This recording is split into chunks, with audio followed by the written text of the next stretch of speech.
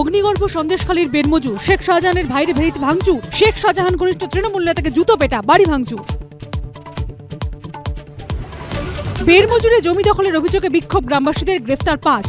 ভুল ছিল মানচিত, কবুল ডিজিপি। মানচিত এটা, আমরা we will establish rule of law. উচ্চ মাধ্যমিক পরীক্ষার্থীকে গ্রেফতারের অভিযোগে ফের উত্তপ্ত বেরমজুর, অধরা শেখ শাহজাহান। কেন গ্রেফতার নির্দোষ? মুক্তির দাবিতে পুলিশের গাড়ির সামনে বসে পড়ে প্রতিবাদ। শেখ শাহজাহানের আগাম জামিনের আবেদন খারিজ, ব্লু আইড বয়। আদালতের সওয়াল ইডির। পুরনো প্রতারণা মামলায় ইসিআইআর দায়ের করে 6 জায়গায় তল্লাশি ইডি।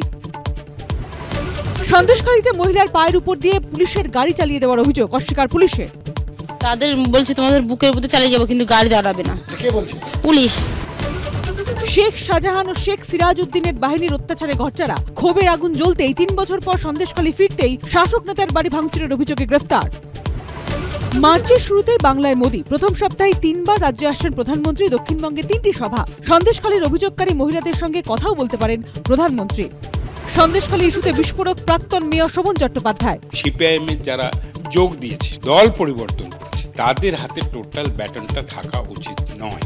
তৃণমূলের নেতা সামান্য ক্ষমতা পেয়ে যায়, সন্দেশখালীতে মাঝরাতে পিঠে খেতে ইচ্ছে করে, নাকতলাতে আমার যে মন্ত্রী ছিল তার পাঁঠার মাংস খেতে ইচ্ছে হতো।